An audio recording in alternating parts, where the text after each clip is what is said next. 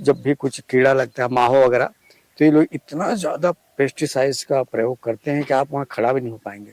तो आप समझ लीजिए कि ये इनोसेंटली कितने लोगों को बीमार कर रहे हैं। अब पूरी दुनिया में प्रकृति का ही शोषण हो रहा है। पहले गांव के लोग इस जंगल की रखवाली करते, पहले गांव के लोग। अभी स्थिति ऐसी आ गई है कि वही लोग बेच रहे हैं।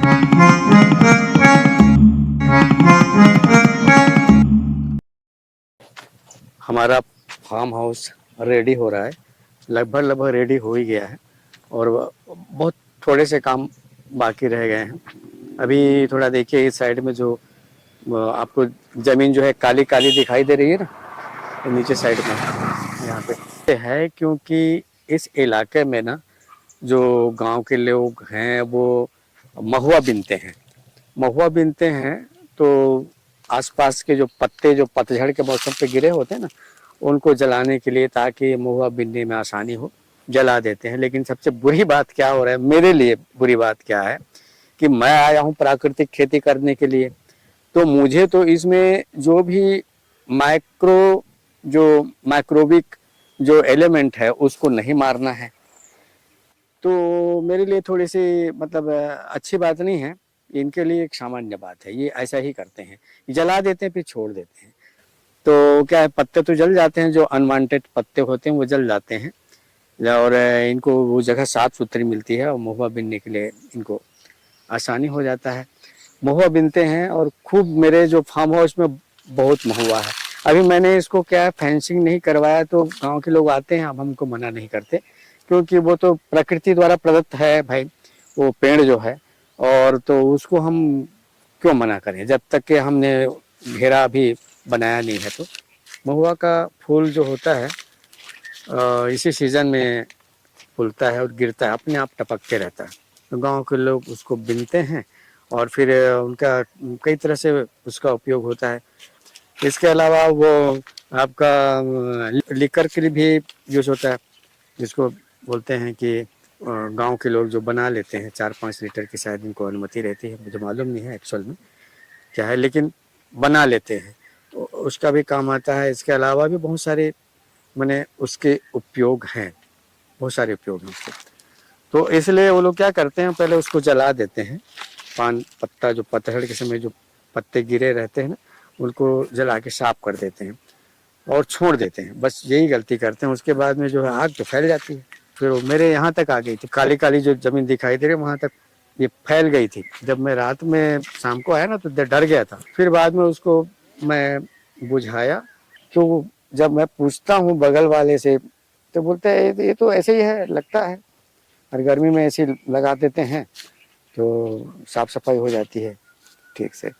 इनकी ये धारणा है और मेरी धारणा ये है कि ये गलत है। हम लोग तो क्या करते हैं, पत्ते जो हैं उन्हीं के ऊपर में, प्राकृतिक खेती में जलाते नहीं है। प्राकृतिक खेती में हम चीज को प्रकृति के हिसाब से करते हैं। इसमें क्या होगा कि हमको इसको फिर इसके जो माइक्रो ऑर्गेनिज्म जो है इसका, उसको खत्म, जो अगर थोड़ी बहुत खत्म हो भी गई होगी तो उसको क्या करेंगे, थोड़ा जो हम लोग जो डालते हैं इसमें जीवा अमृत, वो डाल करके, या जीवा खाद समझ लीजिए, वो डाल करके इसको पुनर्जीवित करेंगे। इनके अंदर के जो जीवाणु हैं उनको, जो, ताकि हमको तो इसमें फर्टिलाइजर डालना नहीं है, तो उसी से हमारे मतलब हमको फसल अच्छी होगी। यहाँ ये जो गांव है पार्टिकुलर, यहाँ के लोग भी सब्जी ही लगाते हैं। मतलब ये जो कम्युनिटी है यहाँ की, जो हम लोग इधर पटेल बोलते हैं छत्तीसगढ़ में, वो वाला गुजरात वाला वल्लभ भाई वाला पटेल नहीं है, दूसरा पटेल है। लेकिन मैं यहाँ पर आया हूँ तो टोटल मेरा कॉन्सेप्ट ही अलग है। मैं इसमें एक भी पेस्टिसाइड नहीं डालने वाला, बल्कि इसमें जीवामृत, गोबर के खाद और यही सब उपयोग करके मैं इसमें सब्जी लगाऊंगा। अब वो मकसद वो नहीं है कि इससे मुझे मैंने प्रॉफिट होंगे कि नहीं होंगे, वो मकसद नहीं। मकसद ये है कि मुझे वही करना है। और ये जो लगाते हैं तो आप ना, जब ये लोग जब जब फूल आने के समय पे, जब इनकी सब्जियों में जब फूल आते हैं, तो उस समय जब भी कुछ कीड़ा लगता है, माहो वगैरह, तो ये लोग इतना ज्यादा पेस्टिसाइड्स का प्रयोग करते हैं कि आप वहाँ खड़ा भी नहीं हो पाएंगे। अब दुनिया भर का नाम है, मैं तो जानता भी नहीं डेमोक्रान क्या क्या का क्रान होता है।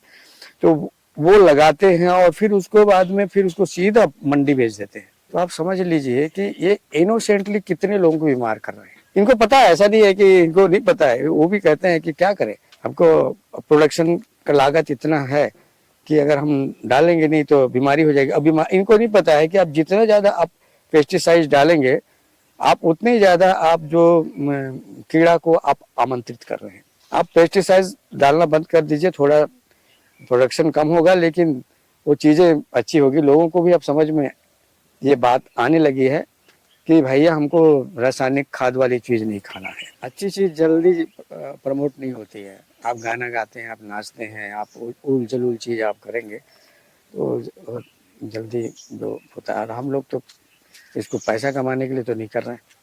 हमारा उद्देश्य है कि प्राकृतिक खेती जितनी ज़्यादा ये फैले और इसमें प्रोडक्शन हो तो लोग आकर्षित होंगे, इस साइड में आएंगे और फिर लोगों का रुझान बढ़ेगा ना, तो इस खेती को बढ़ावा मिलेगा।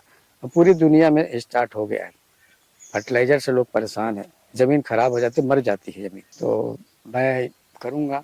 और जब लिया था थोड़ी परेशानी, एक चीज़ और बता रहा हूँ कि ज़मीन लेने के बाद ना जो सबसे ज़्यादा परेशानी आती है कि ज़मीन ले लेते हैं तो फिर आता है एक सिस्टम का एक व्यक्ति, पटवारी। अब ये आदमी इतना पावरफुल है, हम लोग शहर में थे तो हमको पता नहीं था, मिलते ही नहीं थे पटवारी से, कोई काम ही नहीं था इनसे। यहाँ है तब पता चला कि तो बहुत पावरफुल आदमी है, फिर पटवारी है, फिर तहसीलदार है, फिर एसडीएम है, फिर कलेक्टर है, और ये सब राजस्व मामले को देखते हैं, और यही पावरफुल है। आपको अगर जमीन लेते हैं तो इनसे मिलना ही पड़ेगा, और अगर ये इनसे कोई गलती हो जाती है तो कोई एक्सक्यूज नहीं है इनका, वो हो गई तो हो गई गलती। फिर कोई ऐसी संस्था भी नहीं है जो उसको रेक्टिफाई करे कि भैया इनसे गलती हुई है। फिर वही आकर के कोई दूसरा ईमानदार व्यक्ति मिलेगा ना तो बताएगा, हाँ भैया ये जो आपने जो जमीन इनको जो नाप के दी है ना, ये थोड़ी सी गलत है, वो उस खेत में इनके जो जमीन की जो दायरा है वो आपने उधर चढ़ा दिया है, तो वो खेत वाला परेशान हो रहा है। ऐसा कहने वाला मानता ही नहीं है। तो ये परेशानी हुई है। मैं इसका वीडियो बनाया था, आपको काफ़ी परेशान था, और वो परेशानी अभी हटी नहीं है, लेकिन मैं ही अपने आप को अब बदल रहा हूँ, मैं अपनी दिशा बदल रहा हूँ कि मुझे अपने प्रोडक्शन की तरफ ध्यान देना है। तो करेंगे, और बहुत जल्द होगा, आपको इसमें सब्जी भी दिखाई देगी। और जो कुछ बातें हैं जो मैं अभी वीडियो में नहीं बता रहा हूँ, वो भी बताऊँगा कि ये ज़मीन मैंने क्यों सेलेक्ट किया था प्राकृतिक खेती के लिए। और मैं कभी कभी सोचता हूँ कि ये जो चीज़ें अभी आपको देखिए, पीछे देखिए, मेरे जस्ट उधर देखिए, ये जो खूबसूरती है ये इतनी खूबसूरत है कि आप क्या बताऊं, इसको बरकरार रख पाएंगे कि नहीं रख पाएंगे, ये बहुत बड़ी समस्या भी है। इसकी खूबसूरती मुझे इतना मैंने भाती है। और जो पीछे का सीन आपको मैं दिखा रहा हूँ, थोड़ा दिखाता हूँ पीछे का सीन। आप देखिए, ये जो सीन है ना, इसी सीन की वजह से मैं इस जमीन को लिया था। और इधर भी देखेंगे तो सब तरफ इतनी खूबसूरती है, और इसको देख के मैं इस जमीन को ले लिया था। जब जमीन लिया तब ये काफी जंगल टाइप लगता था, फिर बाद में इसको साफ कराया, जो झाड़ी दिख रही है पीछे साइड में, जो झाड़ी, उसको साफ कराया, और अब इसमें हम लोग प्राकृतिक खेती करेंगे। और एक और मकसद है रिटायरमेंट के बाद कि भाई हमको जंगल को भी बचाना है। आप देख रहे हैं खूबसूरती, देख रहे हैं, इधर देखिए। मुझे डर है कि कहीं कुछ दिनों के बाद में ये गायब न हो जाए, ऐसी पॉलिसी चल रही है।